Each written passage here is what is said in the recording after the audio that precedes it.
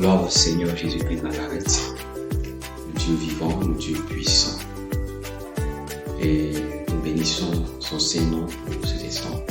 Et nous prions à ce que sa volonté s'accomplisse dans nos vies de notre puissant Jésus-Christ. Amen. Bien-aimés, nous voulons éclairer la marche chrétienne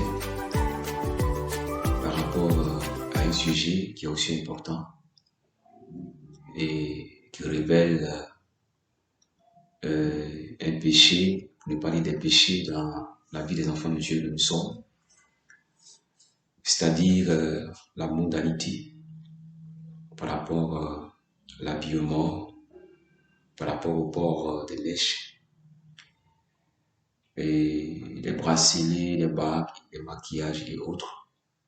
Nous voulons donner une exhortation par rapport à cette réalité qui, malheureusement, existe dans l'Église. Et avant de commencer, on va lire un passage dans 2 Timothée 3, le verset 16. Je lis. Toute écriture est inspirée de Dieu et utile pour enseigner, pour convaincre, pour corriger, pour instruire dans la justice. 2 Timothée 3, le verset 16.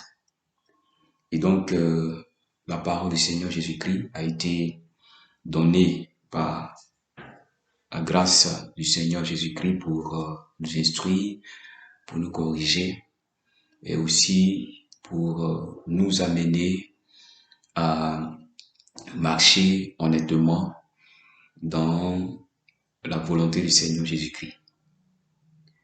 Et donc, nous demandons que tout un chacun, nous écoutons cette exhortation avec le Saint-Esprit de Dieu. Je vais encore lire notre passage dans 1 Corinthiens 1, à partir du verset 1 au verset 2. 1 Corinthiens 1, à partir du verset 1. Paul, appelé à être apôtre de Jésus-Christ par la volonté de Dieu, et le frère Sostène, à l'église de Dieu qui est à Corinthe, à l'église de Dieu qui est à Corinthe, à ceux qui ont été sanctifiés en Jésus-Christ, appelés à être saints, et à tous ceux qui invoquent en quelque lieu que ce soit le nom de notre Seigneur Jésus-Christ, leur Seigneur et le nôtre. Donc, quand nous lisons ce passage, nous voyons que Paul ne s'adressait pas seulement aux Corinthiens. Paul ne s'adressait pas seulement aux Éphésiens, ni aux Philippiens. Mais Paul, quand il ouvre la bouche par le Saint-Esprit de Dieu, Paul s'adresse à tout enfant de Dieu digne de ce nom. C'est pourquoi nous devons arrêter de penser que Paul parlait aux Corinthes, Paul parlait à tel peuple, quand la parole de Dieu ne nous arrange pas. Et c'est pourquoi nous devons écouter avec l'humilité, avec le Saint-Esprit de Dieu, afin que le Seigneur Jésus-Christ nous ouvre notre esprit pour que la compréhension soit agréable à Dieu au nom de Jésus-Christ. Nous allons prendre un autre passage. Ce passage sur lequel nous allons présenter l'exhortation de ce jour dans 1 Timothée 2, le verset 9. 1 Timothée 2, le verset 9 au verset 10. Il faut retenir bien ce passage parce qu'il est important par rapport à l'exhortation de ce jour. Et je lis 1 Timothée 2, verset 9. Je veux aussi que les femmes vêtues d'une manière décente, avec pudeur et modestie, ne se parent ni de tresse, voilà, ni de tresse, ni d'or, ni de perles, ni d'habits somptueux. Je veux aussi Je reprends 1 Timothée 2, verset 9. Je veux aussi que les femmes vêtues d'une manière décente, avec pudeur et modestie, ne se parent ni de tresses, ni d'or, ni de perles, ni d'habits somptueux. Au verset 10, mais qu'elles se parent de bonnes œuvres, comme il convient à des femmes qui font profession de servir Dieu. Je reprends 1 Timothée 2, verset 9.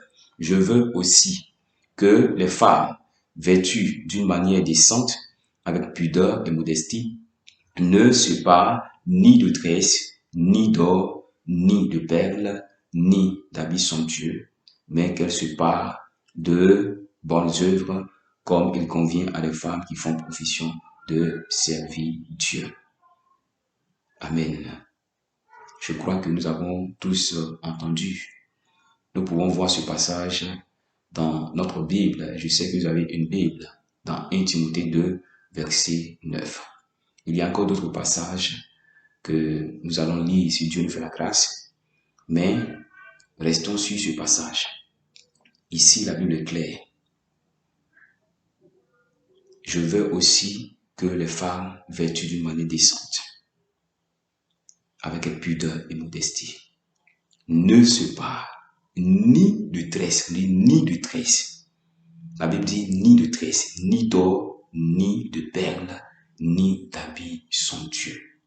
Ni de tresses, ni de perles, ni d'or, ni d'habits somptueux. Voilà. Déjà, quand on lit le passage, se parer, c'est embellir. Se parer. Ne se pare, ça vient du verbe parer. Et parer, c'est embellir. Amen. Je continue le verset qui dit ni de tresses. Ni de tresses. Qu'est-ce que cela veut dire, ni de tresses? Ni de tresses exprime la négation. Cela veut dire que on ne peut pas se tresser. La femme ne peut pas se tresser. Même tresser ses propres cheveux. À plus forte raison, mettre d'autres choses encore sur la tête. La Bible est claire ici. Ni de tresses. Voilà, ni de tresses. Et c'est le verset qui parle des tresses. C'est le verset qui parle aussi des mèches. Ni de tresses. Vous pouvez vérifier dans 1 Timothée 2, le verset 1, 9. Ni de tresses. La Bible dit ni de tresses. Ni de tresses. Voilà, c'est le verset qui parle des mèches. Et cela signifie que la femme chrétienne, celle qui a accepté Jésus-Christ de Nazareth comme Seigneur et Sauveur, ne doit pas se tresser. Elle ne doit pas se tresser. Il n'y a pas un raisonnement qui peut aller contre ça. Il n'y a pas une démonstration théologique qui peut aller contre ça. La Bible dit ni de tresse. Et c'est clair. Vous pouvez voir encore un autre passage dans 1 Pierre 3, à partir du verset 3 au verset 5. Et vous verrez que la Bible est claire là-dessus. Donc une femme, nous retenons cela, une chrétienne ne doit pas se tresser, même ses propres cheveux. Elle ne doit pas aussi mettre les mèches. Quel que soit ce que tu es, si tu es une prophétesse, tu es la femme d'un pasteur ou d'un prophète, tu es une sœur de l'église, si réellement tu as accepté Jésus-Christ comme Seigneur et Sauveur, tu ne dois pas te tresser. Tu ne dois pas te tresser. La femme doit rester naturelle. Elle doit rester naturelle. Je vais continuer. Avant de continuer, on va lire encore notre passage. Romains 9, le verset 20. Romains 9, verset 20. Retenez bien ce passage qui passe sur l'écran. Romains 9, verset 20. Qu'est-ce que la Bible dit? Ô homme, toi plutôt qui es-tu pour contester avec Dieu? Le Val d'Agile dira-t-il à celui qui l'a formé, pourquoi m'as-tu fait ainsi? le vase d'argile, dira-t-il à celui qui m'a formé, à celui qui l'a formé, pourquoi m'as-tu fait ainsi? En d'autres termes, qu'est-ce que cela veut dire? La Bible dit d'abord, pourquoi nous les humains, on conteste avec Dieu? Contester, c'est refuser. Nous refusons d'accepter ce que Dieu a fait. Et nous changeons. Nous ne sommes pas d'accord avec Dieu. Contester. Est-ce que c'est à nous de dire à Dieu, pourquoi est-ce que tu m'as fait ici? Non. Nous sommes le vase d'argile et Dieu est le potier. On n'a jamais vu un canari dire à celui qui le fabrique, mais pourquoi tu me fais comme ça? Amen. Donc, ce n'est pas à nous de changer notre nature. Nous devons rester naturels. Et la femme doit rester naturelle. Revenons à 1 Timothée 2, verset 9. Je veux aussi que les femmes vêtues d'une manière décente ne se parent ni de tresses, ni d'or et ni de perles. Là aussi c'est clair, ni d'or, ni de perles. Ni d'or, ni de perles.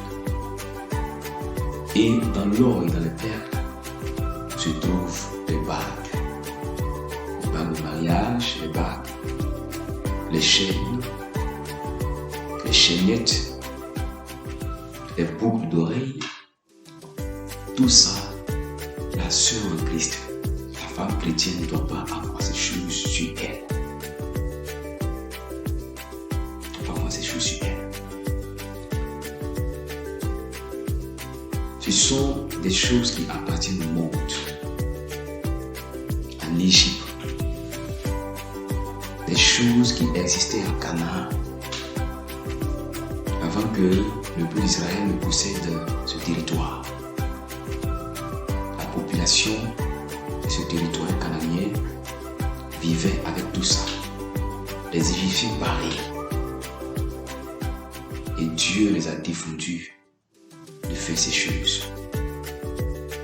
Vous pouvez aller dans l'Ancien Testament pour lire Ésaïe 3, à partir du verset 16, verset 26. Vous pouvez lire aussi Genèse 35, à partir du verset 1 jusqu'au verset 7. Vous verrez. Alléluia. Donc, c'est ce verset-là qui parle des boucles d'oreilles.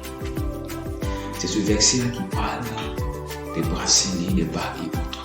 Tous les accessoires que la femme met sur elle. Ce verset-là. Nous devons rester tels que Dieu nous a créés. On ne doit pas changer de peau. On ne doit pas changer notre nature. Et donc, vous pouvez lire le verset et prier le Seigneur pour avoir la conviction, pour avoir d'autres révélations, d'autres explications. Je reviens encore là-dessus. 1 Timothée 2, verset 9. Je veux aussi que les femmes vêtues d'une manière décente ne se parent d'une manière décente avec pudeur et modestie. Avec pudeur et modestie. Avec pudeur et modestie. Aujourd'hui, l'habillement, l'aspect même de la femme, de la sœur en Christ, est moderne. Nous nous habillons très mal, comme le monde. Nous faisons voir notre nudité au travers de nos habillements. Et cela est véritablement malheureux. C'est un péché de l'Église. C'est un péché de la marche chrétienne. S'habiller comme le monde, en pantalon, en mini-jupe. Le pantalon, regardez dans Deutéronome 22, verset 5, c'est clair. La femme ne doit pas s'habiller en pantalon. La femme ne doit pas porter un habillement d'homme. Et il n'y a pas une parole théologique pour contredire ce que dit le Seigneur Jésus-Christ. Il faut la mettre en pratique. la femme doit s'habiller correctement. Et s'habiller, c'est couvrir le corps. S'habiller pour couvrir le corps, pour cacher la nudité. Et non pour montrer. On s'habille pour que la volonté de Dieu s'accomplisse au travers du canal. C'est ça. Nous devons nous habiller avec simplicité. Et non avec des habits qui coûtent cher. Ça, c'est la vie mondaine, c'est la vie du monde. Mais le chrétien doit être simple. La sœur en Christ doit être simple. Et c'est cela. Le verset est là. Vous demandez au Seigneur Jésus-Christ, vous priez sincèrement avec le Saint-Esprit de Dieu. Vous verrez que le Seigneur Jésus-Christ va confirmer sa parole. La femme chrétienne, la sœur en Christ, doit s'habiller conformément à la parole du Seigneur Jésus-Christ de Nazareth. Conformément à la parole du Seigneur Jésus-Christ. Nous allons lire encore un autre verset.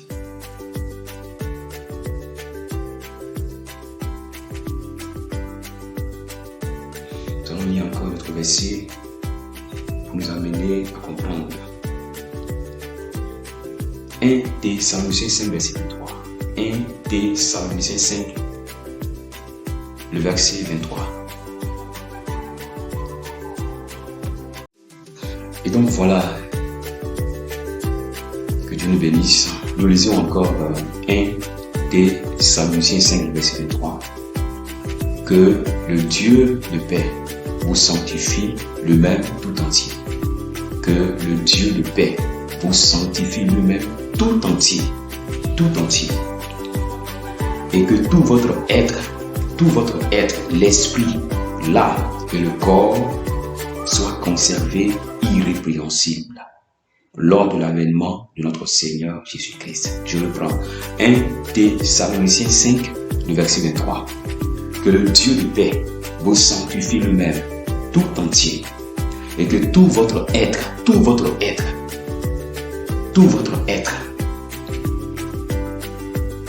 l'esprit, l'âme et le corps soient conservés irrépréhensibles lors de l'avènement de notre Seigneur Jésus-Christ. L'esprit, l'âme et le corps. Ces trois parties,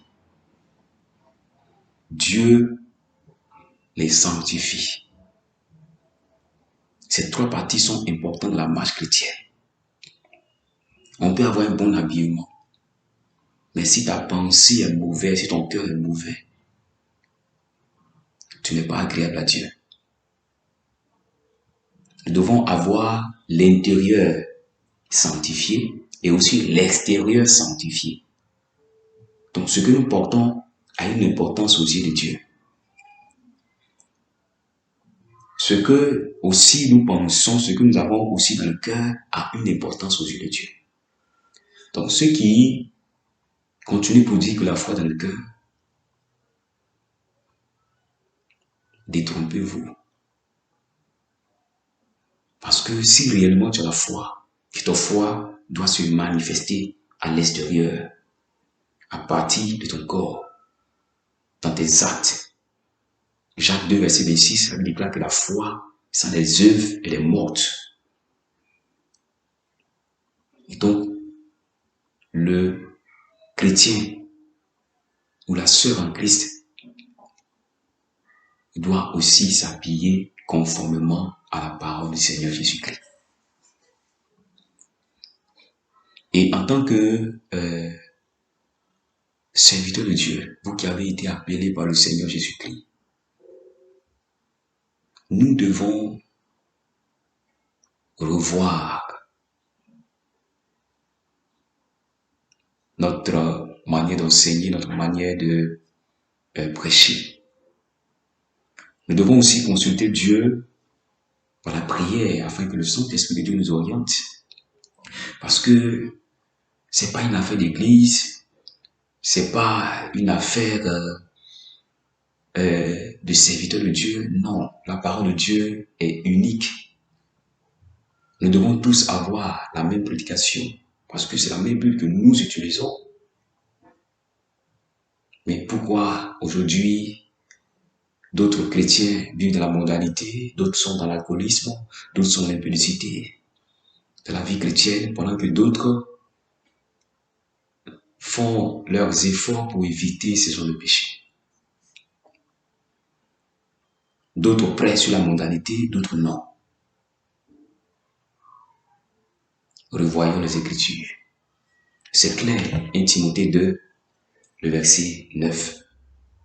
Je veux aussi que les femmes vêtues d'une manière décente, avec pudeur et modestie, ne se parent ni de tresses, ni d'or, ni de perles, ni d'habits somptueux. C'est clair là.